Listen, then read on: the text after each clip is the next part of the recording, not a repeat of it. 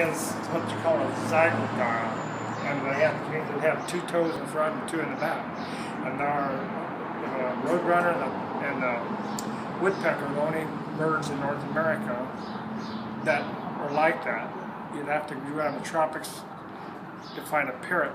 That would be another example of that. And why do they have that? What do they do? I don't know. You don't know? You see those two talons in the front and 2 in the back? Yeah. And It's so almost like square. square. You see little X's in the sand in the desert, you know it's a roadrunner trap.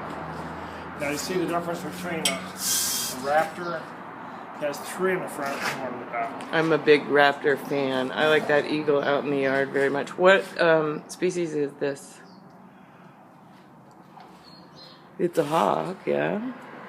This is a hawk, Yeah, right? this is based on a Cooper's hawk. Cooper's hawk. That's who I have living in my neighborhood. Well, they're very dominant around in the urban areas. And these are some cactus wrens. I have those in my yard too. The detail is so great. So you forge all of this. Yes, it's all repoussé. It's all a left and a right, put together welded and smoothed out. And that's what I'm doing right now on the table. What does repoussé mean? It means you take a flat piece of metal and you'll form it, and then you'll form the other side and you put them together, and that's what gives it the bulk of the body. So it's hollow and it's not solid.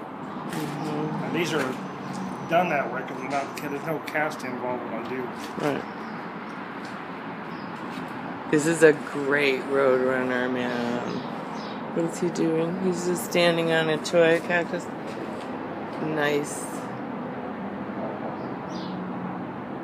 So, how long have you been in this shop, Jerry? I've been in this shop for 30 years, and the shop itself is 65 years old. Man. And it's always been the same name, the same kind of business. I'm the 3rd owner, and I've had it 30 years. And this the original forge? Is this where it was? That's originally where that forge was, but it's probably the 2nd forge. This is the same forge as here when I bought the shop.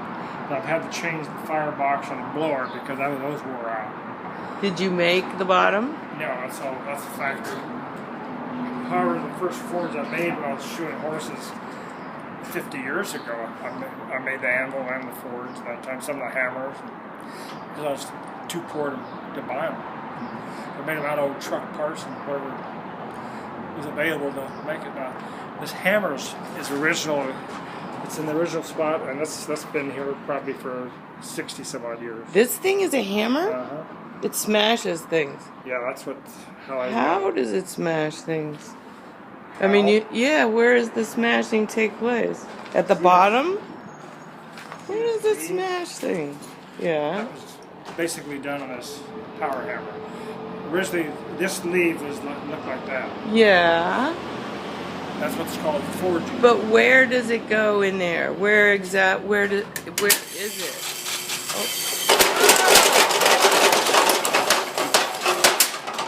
Got it.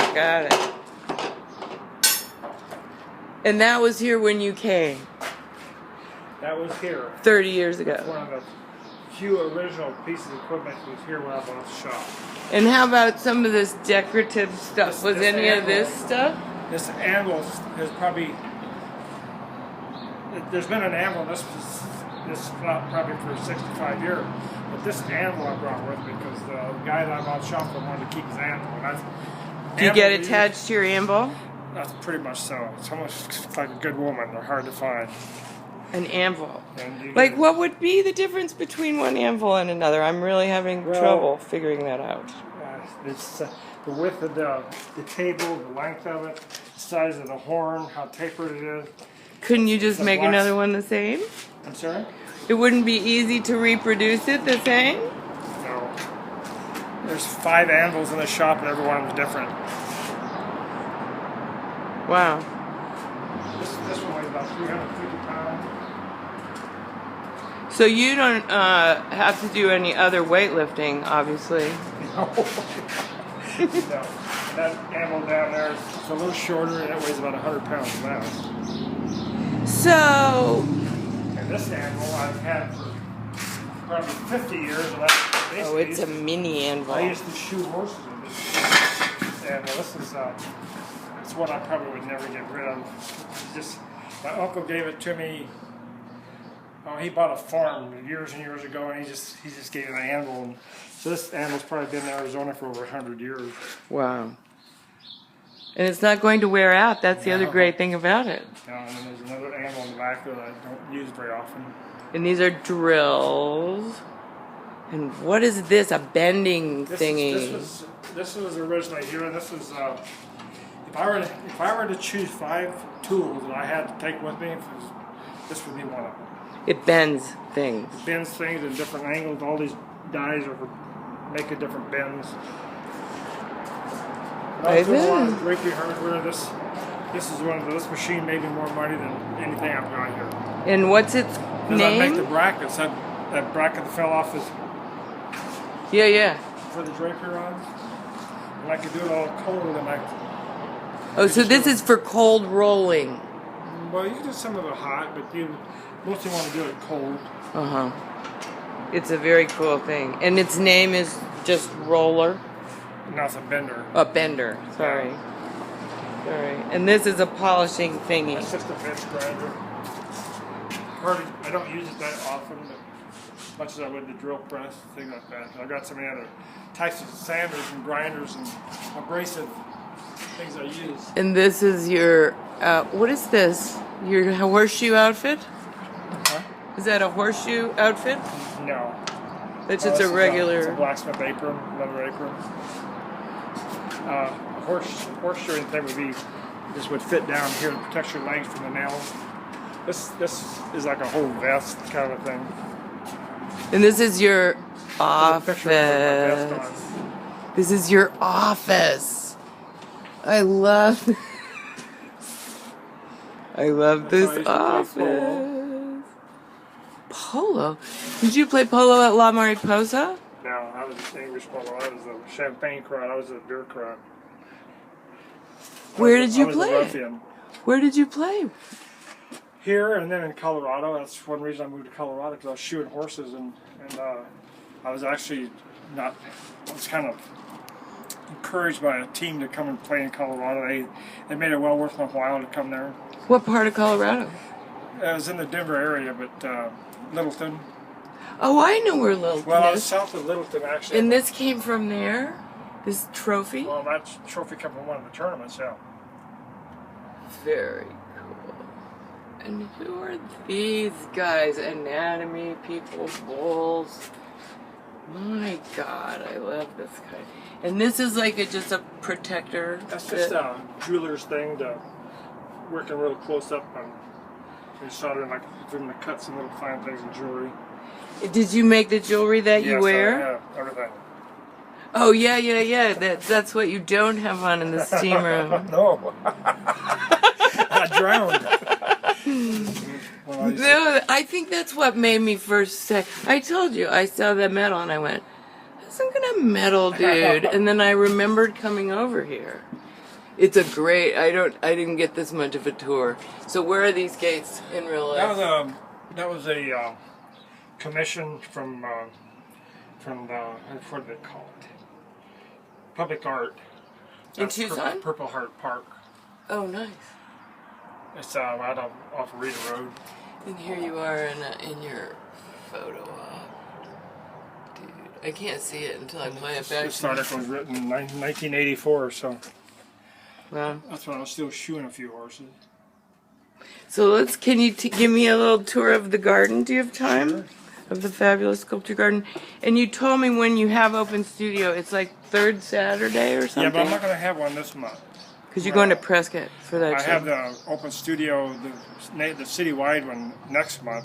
So I thought I would kind of get some inventory, because I sold so much stuff in the last couple of months that I'm trying to build up my inventory again. I can see why. So I came by earlier and I looked around and I was thinking this is the border. Is that the border? This one's called Broken Dreams at the Border.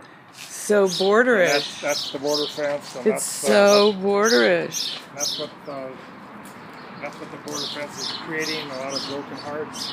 You know what you need for this?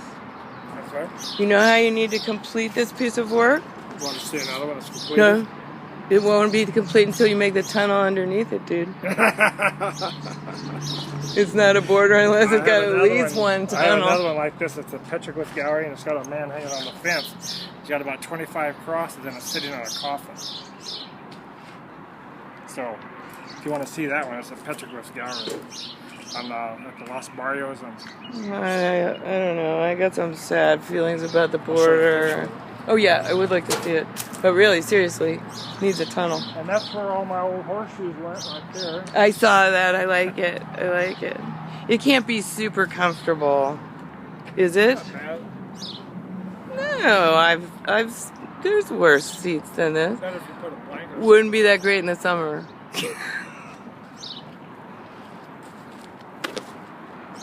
So did this used to be your house with these vultures on it? Used to have them on my house, and then they had them on the chimney and it blew off. I had a house in Winter Haven. It used to be a sanctuary for buzzards years ago. So I had them on that house for a while. So a long time ago, when you got this, did you live in this house? No. No, never lived in a house. I was able to buy it when the lady passed away. I was able to buy it about 20 years ago. Oh, you So leased it or something? What before it did that? is it made my property about twice as big. So you bought that 30 years ago, and then this was an addition. Got it. Mesquite tree. So nice. And this lady, she had a heart attack, and when she passed away, the guy that had the first mortgage on it, sold it to me cheap because her grandchildren were trying to move into it, and he knew if they did, that they would never wouldn't move, get it and back. he wouldn't be able to get them out because they'd trash the house. And so it's for protect his investment. He offered to me at what he had involved Wow. in it. So I was able to buy this for $25,000. This piece of property. It's on a septic tank. The house is. I just use it. I'll show you. I saw it. It was so great when I came and there's no window. I looked at it what do you need a wind for? You don't. Some of these birds were some of my first birds I probably did 10 years ago. Right here? Yeah. And can you see a big difference in your Well, like this one isn't exactly. It's more simplistic. Proportion, and the eyes are too big. The wings aren't right. So anyway, they're just a nice little. You piece would of sculpture. fool me if you would not have told me. when you start getting, when you're selling yourself as a sculpture of birds, and you have to do a lot of research on it. And, yeah, we talked about that. So everything has to be right. So you see the configuration of the wings on this is not correct on any of these. Because this one is too far forward. Yeah. Like this one is. These are great. These feathers are. These are totally great. So then you kind of build a skeletal piece, like that one that I saw in there. You build like the body, which you say repose, is that? And then you add these things on. Yeah, all the feathers, everything's added on. Once they get the body done. It's fabulous. So now you like them to be doing something. So this bird is catching that bird. It's not catching it. There's two things going on here that's impossible for that bird to catch that quail. Why? One thing is it's based on a red-tailed hawk, the size. And red-tailed hawks can't catch a bird in flight. They can swoop down and catch something on the ground. They can't catch something in flight. They don't have that kind of agility. And the next thing is I call this the great getaway. So the great getaway. People that buy sculptures don't like to buy something that looks like something's going to get beaten or killed. Except this was one of my favorite ones. Actually, if you look at all the expressions on all these birds, this was called No Doves Allowed, and this is the dove, and these are 3 thrashers, and you can see they're angry because they're sitting in the spot and they're trying to make them move on. And the dove is doing what the doves always do. That is funny. And this is just like a screen. But you can look at each bird and you can almost see the personality that he's yeah, they have faces. That other bird, and he's got his head cocked just a little bit, kind of keeping his eye on them. See the difference in these tail feathers and the dove, and see the difference on this one? Oh yeah. Oh, you can see it's a different bird for sure. but from a distance, they look a lot alike. And so then these petroglyphy things. My weather vane. Does it work? Huh?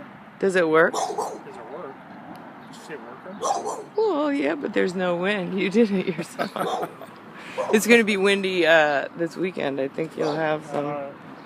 Finished this one about a week ago. Oh, yeah, I saw that one. I like it a lot. So, did somebody make it, or you went and got this? I bought those at that pottery blowout. And then you sized it to that? I made this so if this breaks, you can take it out. You can clean it too. Yeah, that's good. If you want to clean it. It's beautiful. I like the eagle though. And somebody is going to die in that one.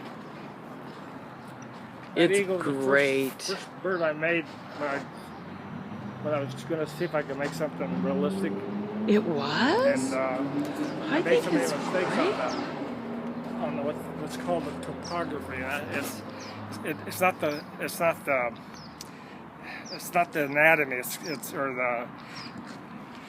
not the proportion. The form of the bird's a wing and a bird is called, the configuration on it is called the topography.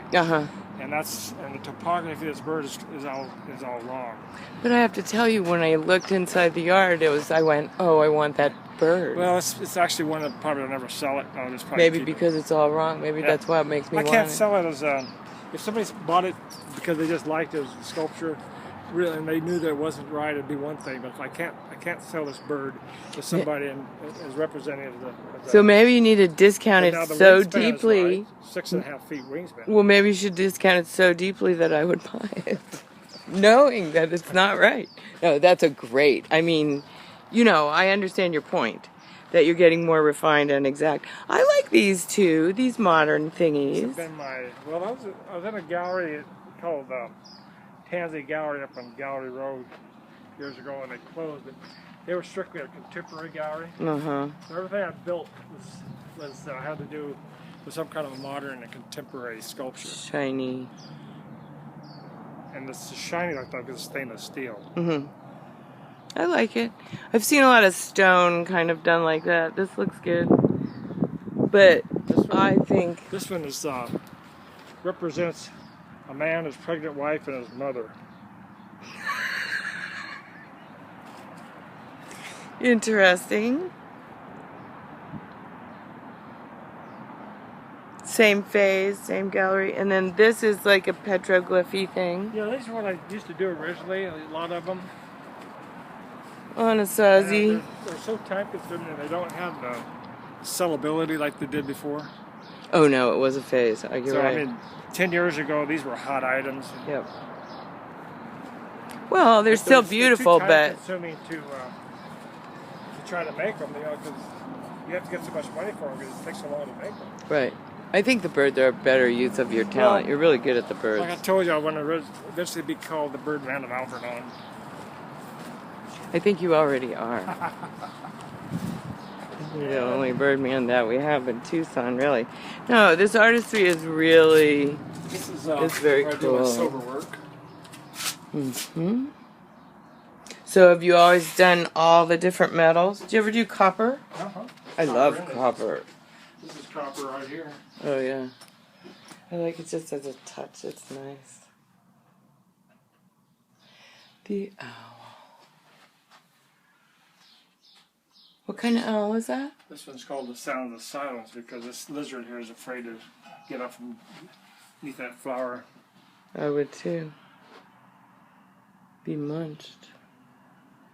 No, that one I didn't do. I bought that eagle from a friend of mine who I took lessons from. His name is Nick Wilson. He's the one that did the bobcats down at the U of A Mall. Oh yeah. So you took lessons from him in I took sculpting? lessons from a couple very famous people, and probably the most is Sandy Scott. That's where I've learned most about birds, because she's one of the leading sculptors of birds in the world, probably. Well, for me, you're the leading sculptor of birds that I've ever met. This work is memorable. This is a combination of a lot of metals. This is copper. Mm-hmm. This is sterling silver. This is stone. Ceramic. Oh, stone. Stainless Did you steel. carve the stone? Uh-huh. Multimedia. Very cool. Does it have little glass eyes? Yes, it does. Those are amethyst beads. Nice. I call it the blue-eyed shaman. It's good. It's good. It's good. So you grew up in rural Arizona. Hey? You grew up in rural Arizona. I was raised in Irvine Canyon. Irvine Canyon. And there was a lot of, like, nature around you all the time. That's all my birds are birds I've seen in Irvine Canyon. The only bird I've done that I did it because I saw it on the Nature Channel. Mm-hmm. And it was so interesting that I wanted to sculpt it. Anyway, I did, and it sold at the Petroglyph Gallery, but it was a black palm cockatoo, and they're really rare. Mm-hmm. And what was unique about them is when they come of age to seek a mate, they will find a stick they like that feels good in their paws, or whatever you want to call them. Uh-huh. And they'll fly up on top of this dead tree, and they'll start beating on this dead branch, and that's their mating call. That's their sign. It's kind of like the gorilla beating on his chest. That's cool. And you got attracted to that from the Nature Channel, you said? What's that? That you saw on TV, but all of these other ones are from your youth? What's this one? That's a little quail. He's on a prickly pear path. Oh yeah, when I see them from the side, I love that quail. And that's an eagle. Yeah, now this is a bronze. Now this is the only thing I've done as cast. And this is the first out of the... when I was taking the Lost Wax class at Pima College, I took it for 4 semesters because we had access to the foundry. We could do all of our casting. Yeah. So I made this from the original from wax, and I liked it, so I had a mold made of it, which I still have. And this is the first one out of the mold. The original I have at the house. It's beautiful. But I had the mold made from the actual bronze. But this is repoussé. That's repoussé. See, I'm getting it. And So the foundry stainless class. steel. Did you know that guy Buck McCain? Uh-huh. Yeah, I know him. It's Jessica, his daughter. I don't know his daughter, but he came and worked at that house on Blackledge. He used that bedroom at that house on Blackledge as a studio when he first came to Tucson. Who's that? Buck McCain.